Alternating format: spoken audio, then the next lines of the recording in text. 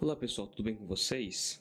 Bom, eu fiquei alguns dias sem gravar alguns vídeos por aqui, mas eu já estou de volta. Foi uma época bastante corrida por causa da minha tese de doutorado, mas agora eu quero voltar a gravar alguns vídeos que tenham bastante coisas legais sobre ciências. Bom, no vídeo de hoje então eu quero falar sobre uma coisa bastante interessante e que vocês vão acabar falando para mim o seguinte: mas você está falando de astronomia. Só que no final vocês vão perceber que isso tem muita relação com a química. Num vídeo passado eu até expliquei um pouco sobre o porquê a química e o comportamento das estrelas é bastante similar, né? Por que esses modelos são muito similares, né? Então depois da vinheta eu volto e a gente vai conversar um pouquinho sobre o Oumuamua.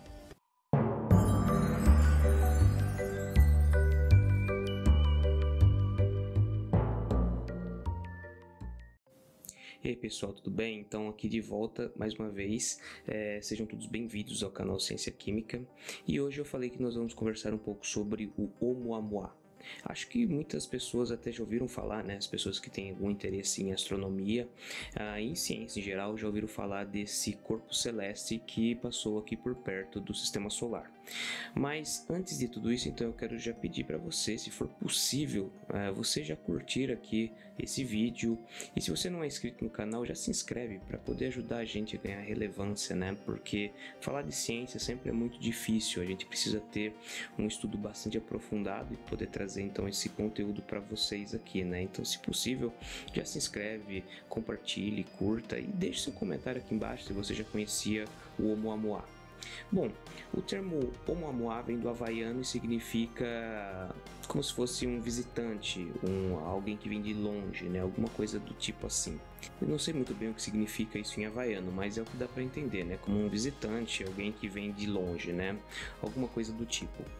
E se vocês quiserem mais detalhes sobre as características do Oumuamua, eu até indico para vocês um vídeo que o professor Marcelo Glazer fez há pouco tempo. Então ele conta toda a história de como foi descoberto, o formato dele, quem descobriu, né? Então eu vou deixar até esse vídeo do professor Marcelo Glazer aqui na descrição desse vídeo também, né? Então vocês depois dêem uma olhada lá, que é um vídeo muito legal.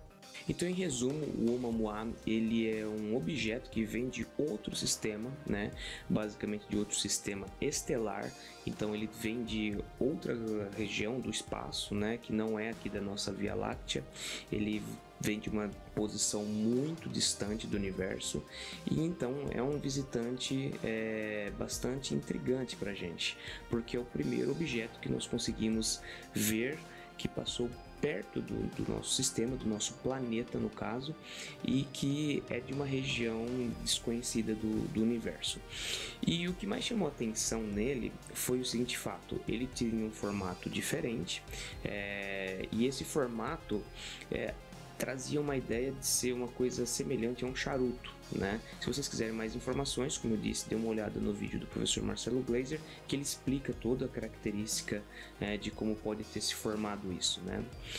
E o mais intrigante desse objeto é que, na realidade, em um determinado momento que ele passou aqui pelo nosso sistema, é que ele começou a ganhar aceleração.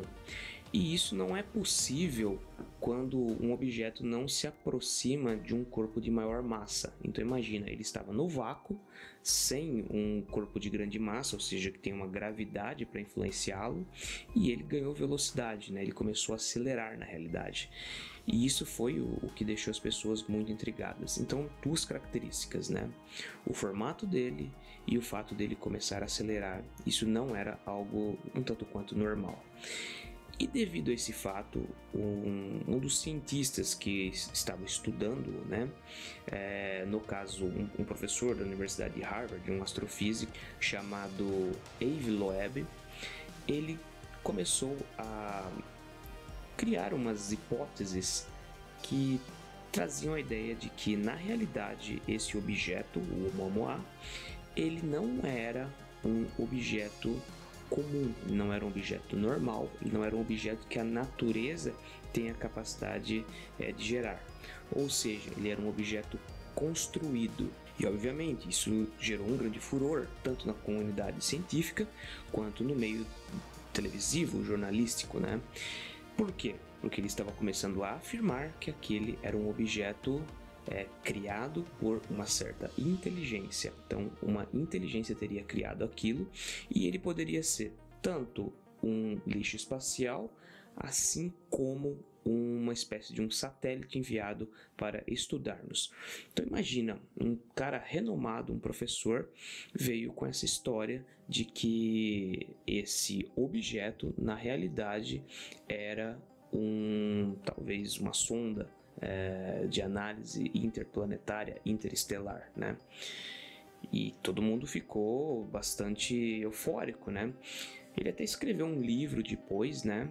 Só que ele cometeu algumas gafes, né? Uma vez que ele estava tentando provar um determinado fato, tentando, vamos colocar entre aspas, né? Desprovar outros fatos, né? E isso não é coerente, né? Porque não é porque uma coisa não é provada que um determinado fato, a sua premissa no caso, se assim nós podemos falar, utilizando por exemplo características de silogismo aristotélico, que esse fato seu ele realmente existe, né? Se nós formos pensar, nós precisamos utilizar as premissas e por fim a sua conclusão de uma forma lógica, né? É aquela mesma história do A igual a B, e se o B é igual ao C, então o C é igual ao A, é uma consequência, né? Então ele meio que não se utilizou dessa lógica para conseguir explicar os fatos dele. Mas só que é aquela coisa, todo mundo quer um dia olhar para o espaço e falar, nós não estamos sozinhos, naquela região do espaço ali existe vida. E ele conseguiu então chamar muita atenção com isso, né? Só que isso não pegou legal na comunidade científica e ele começou a ser tratado meio como um herege, né, se assim podemos dizer. E o fato mais interessante então nisso aí, que ele tentava provar que era algo construído por uma inteligência, é o fato dele começar a acelerar, né? Só que no meio desse furor, né, as pessoas começaram a estudar mais aprofundadamente e dois pesquisadores, no caso Darius Seligman e Greg Laughlin, eles trouxeram a ideia de que na realidade essa aceleração poderia surgir de uma característica natural, ou seja, não tinha nada de uma inteligência extraterrestre criado, né, aquele objeto. O que eles trouxeram, né? Qual a ideia deles? A ideia deles era a superfície daquele objeto, né?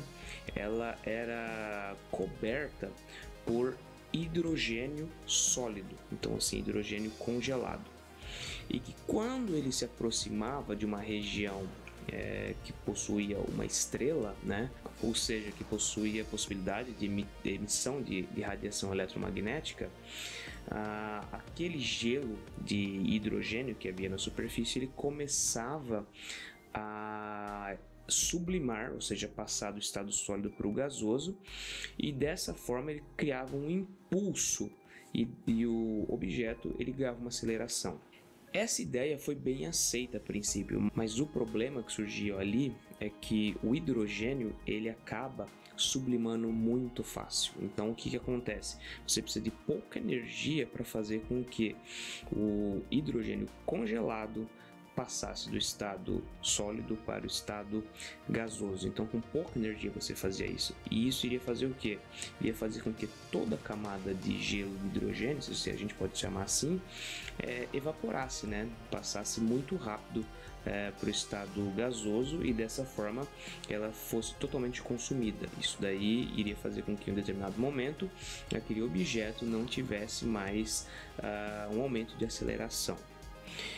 Mas a ideia é muito boa, concordam comigo? É uma ideia muito interessante, é uma ideia que faz com que nós tenhamos um objeto que ele tenha um modo de propulsão, né? A ideia é muito boa. Só que, no caso o combustível, ele se esvairia muito rápido. E foi seguindo essa mesma forma de raciocínio que Alan Jackson e Steve Dash criaram uma outra teoria muito semelhante. No caso, eles falaram, pode até existir hidrogênio sim na camada superficial daquele objeto, mas na realidade o que estava causando a impulsão não era hidrogênio congelado, mas sim nitrogênio congelado.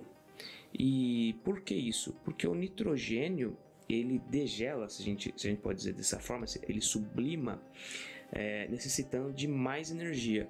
Ou seja, mesmo que ele passasse mais próximo de uma estrela, ainda haveria uma grande quantidade de nitrogênio para continuar sendo sublimado ao longo de um grande período. Então, essa ideia hoje ela é muito aceita no meio científico. E olha que interessante, né? Porque a princípio criou-se toda uma euforia esperando que aquilo realmente fosse um objeto alienígena. Mas na realidade, nós temos aqui uma observação científica. É muito interessante a forma como nós analisamos uma hipótese científica. É todo um método científico. Você cria uma hipótese e com essa hipótese, então, você cria uma forma de você tentar prová-la, utilizando para isso um método aplicável, né? Então, a utilização de testes. E se essa hipótese ela for provada utilizando esses testes, então você cria uma teoria, né? Então você teoriza sobre ela. Só que, no caso, o primeiro pesquisador, né, o Wave, ele não fez essa pesquisa. Ele só tentou o quê? Ele só tentou construir no caso, não é somente uma hipótese, mas uma resolução de uma hipótese tentando negar outros fatos, né? Mas só que ele não levou em consideração essa característica de que a superfície poderia ter gases congelados. Então, pessoal, se vocês gostaram desse vídeo, eu peço mais uma vez que vocês compartilhem, né? Curtam, deixem aqui os seus comentários, se inscrevam no canal, ativem o sininho. Muito obrigado por vocês terem vindo até aqui, muito obrigado por sua companhia e até o próximo vídeo.